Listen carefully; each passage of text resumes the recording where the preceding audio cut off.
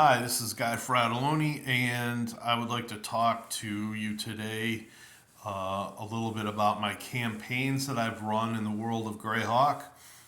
And I'm going to cover probably four or five today, and it's going to take a while. I'm going to go through these books a little bit, and well, we'll see how this goes. I don't know if any of you will have any interest at all in this, but okay, we started in the Ice Barbarian area, and this was actually a zero level character game at the very beginning with the players starting out as children. And the way I designed the way that they would increase their stats, they would start with probably 4 to 6 hit points, and they would gain a few points of attribute points as they turn to, say, from like 12 to 14 to 16 to 18. And by the time that they were around 18 years old, they would have to find somebody in town, a local, or somebody that would take them in to train them in their class. They'd have to talk to people in town and all that. But anyway, I'm getting ahead of myself.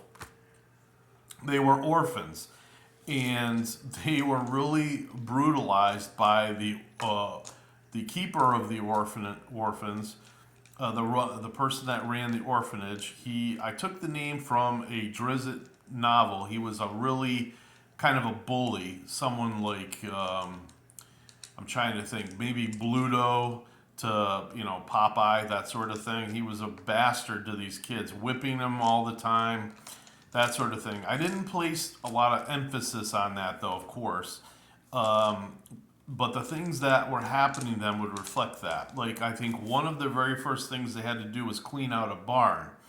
Well, come to find out that this barn had giant centipedes in it. So the centipede poison wouldn't kill the children, but would make them awfully sick. And there was a chance of dying, but it was slim. Either way, you didn't want to die. So, but anyway, it went from there. The characters grew up, got their classes. They hung around town a lot until finally they were adventurers of their own, and they eventually moved further and further south into some other lands where they had adventures and made a name for themselves and got away from the mountains and the barren areas of the ice barbarians, which kind of, they moved kind of like the American Indians around. They would tear down their huts and everything and move to another area. So that was a good campaign. I enjoyed that very much. Let me pause it for a second. Okay, one of the next campaigns that I made, and this campaign lasted at least 3 or so years. That other one there with the barbarians, I know that one lasted well over a year. But this is the city of Irongate, and I decided that this is a city state. It's got to be big. It's got to be able to defend itself. So lots of guards, big populace, an important trading route. So we made a campaign called The Thieves of Irongate. And everybody essentially started out again as children. However, this time they were just at the age where they were trying to make a name for themselves. So they started out in a street gang, but they were like probably 16, 17, 18 with most of their stats as high as they could go, but no class yet. And essentially, they were kids that were on the street, but they were about to get found out and taken in by, I think, the Guildmaster of Thieves. Her name was Skinella. and she noticed these kids on the street. They attacked a rival gang. They were fortunate enough to succeed. I remember somebody rolled a 20 and stabbed somebody right in the eye. Of course, it was very difficult to hit. A lot of the times you were talking about kids just rolling around on the ground, as you might expect. But all they had were just really primitive weapons, clubs, sticks, whatever they could find. Somebody stabbed somebody with a butter knife, rolled a crit, and I remember that was the end of maybe the leader of their rival gang. So anyway, they join the Thieves Guild, and from there, of course, they start leveling up, getting power.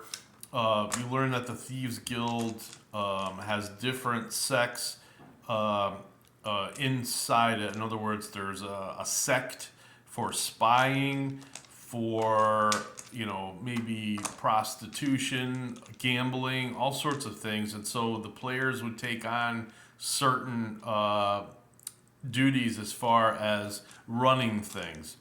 So this went on for a while, and then they decided to finally get the guts to ask the guildmaster, maybe they could plan some heists and stuff on their own. They had to approve everything with her because any kind of trouble could be brought down on top of the Thieves Guild. So everything had to be planned out just so. And so it was great fun as they started robbing and looting and basically going after treasure in the city. Just a wonderful campaign. Eventually, some of them were able to get houses and everything of their own, and that sort of thing. And the campaign never really left the city. It was a lot of fun. It was the first time I've run something like that. It was a lot of drawing for me. I would have to draw a lot of different houses, maybe it was a rich person's estate, because there was different areas, almost like Greyhawk, where you would have wealthy merchant area, you would have, because it was a trading area, you would have docks and warehouses where they knew or found out about something valuable that was hidden inside. So it was a lot of fun, and I would want to do that again. That was really good. All right, that's all I'm going to talk about that. All right, the next one would be the Yeomanry, and this was the longest campaign of all. When I say we played this campaign for about 8 to 10 years, I'm not even joking. The Yeomanry, if you look it up, it kind of reminds me of the United States of America, where the country was invaded by a neighbor. I believe it was Ket. I can't exactly remember.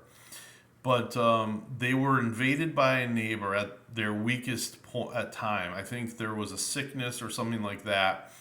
The neighbor invaded them, and they had to in turn wait several years before they fought for their freedom and won it back.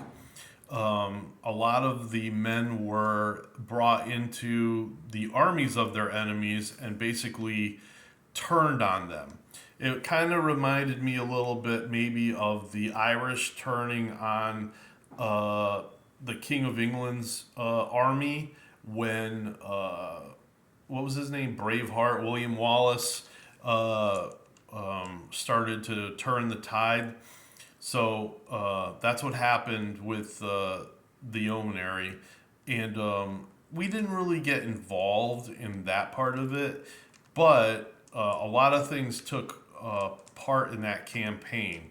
And the players really got a lot of freedom. There was, I basically built the capital. That I still have the maps for that somewhere. And I even probably mapped out close to 10 towns in that campaign, areas that were important. And they've been in almost every part of the Yeomanry, including the mountains to the north. What is it? The Crystal Mist Mountains, maybe, and then the Hell Furnaces to the west. So this campaign ended when the players' characters, when they were something like 14, 15, 16 level, we kind of went pretty slow, but they became really powerful to the point where it's like, don't you guys want to stop? So eventually we did, and we started some other gaming. But this is one thing that I'll always remember, and I've got all the materials still. It was a blast to run as a dungeon master, and that was the Yeomanry campaign. Perrinland. Perrinland is surrounded by all sorts of mountains and other terrain where they are protected, kind of similar to the Yeomanry, but they actually have a king that runs the place. So what happened with the party on this adventure, I should say campaign, is they were introduced early on to the ruler. And they come to find out that the king is gone. He's with his armies who have lent themselves to countries in the east to fight off and battle the scourge that is Ayaz,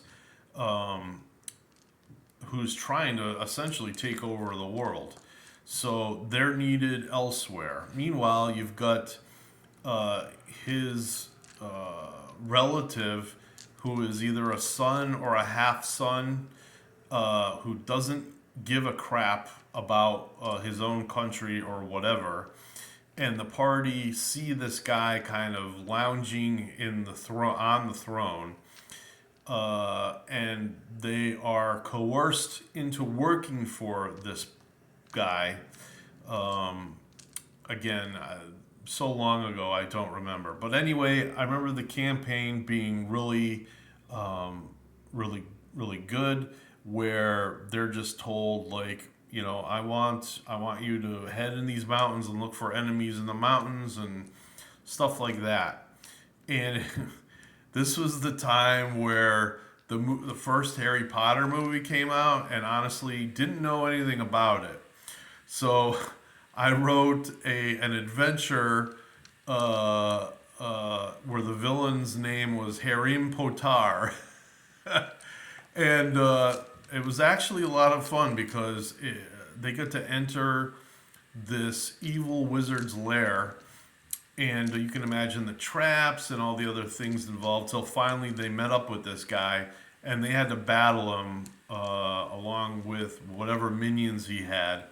It just really worked out. It was a farce adventure, but the danger was real, and of course, once they cleared that out, they could consider themselves done and look for trouble elsewhere. So, obviously, this Harim Potar was bothering the countryside a little bit, and the heroes were called to action. So, I don't really remember a whole lot more about it, but that was one of the highlights of that campaign. That probably lasted, I want to say, for about a year and a half to 2 years. It was fun. It was fun to write, and we got a lot of mileage out of that. All right, that's all I want to talk about that.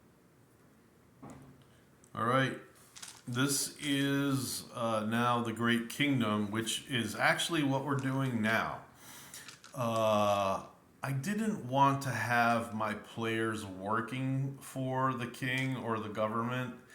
But when I moved, I needed some sort of firebrand to restart the campaign.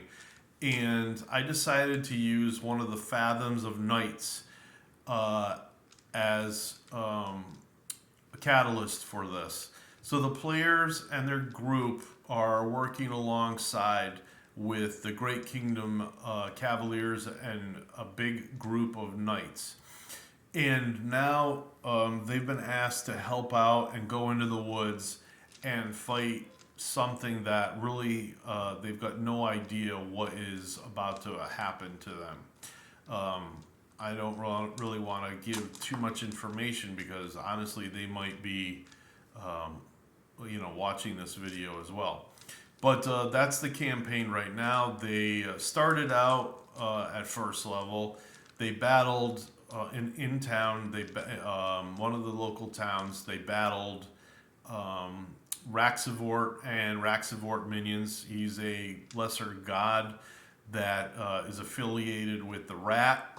So a lot of the enemies were just like giant rats, humanoids that had rat-like features, and kind of like a cult, if you will, that was working in the basement of a cattle farmer who was a cleric of Raxivort.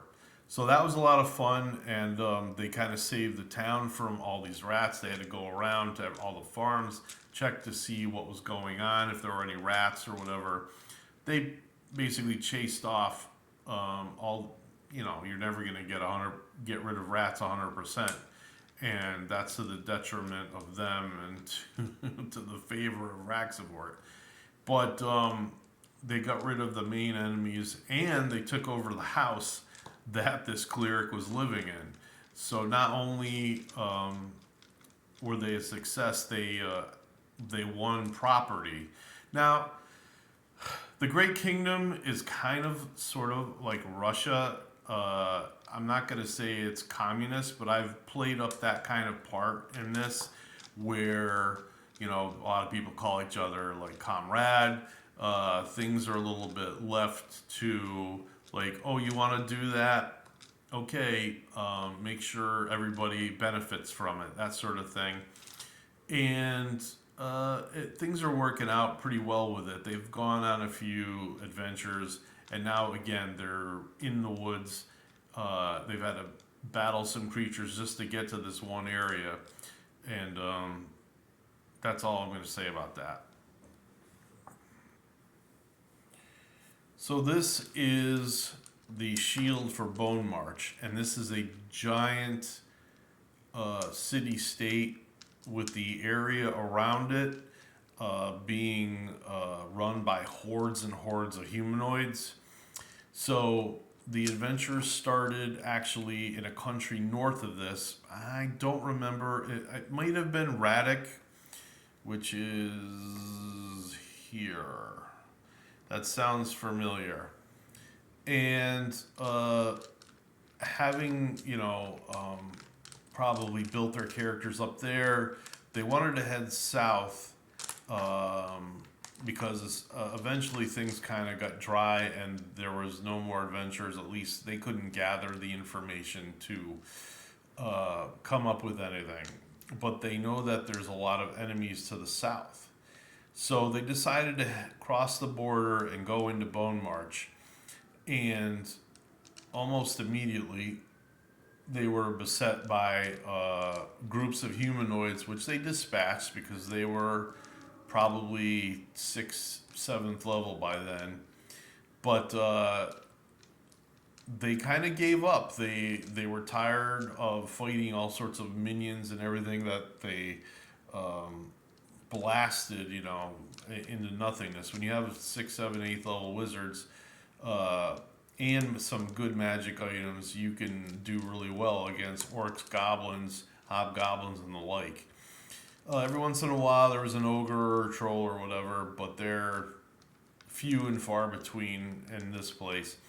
And they just gave up too easy. They were so close to freeing like hundreds and hundreds of slaves, but they never knew about that, and they left the area.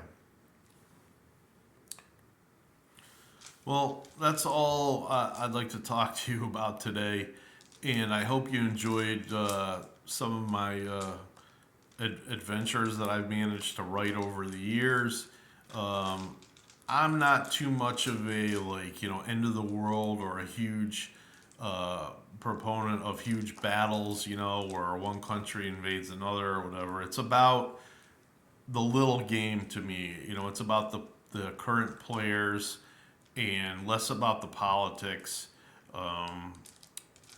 There's been a few things where we've come close to that, but I've always managed to maybe steer the game in a different direction. I'm not, one to plot hammer, but when it comes to changing things along the whole of the map, uh, I'm not for that, especially as a dungeon master who just likes the Greyhawk the way it is. So anyway, I hope you enjoyed that and have a good evening.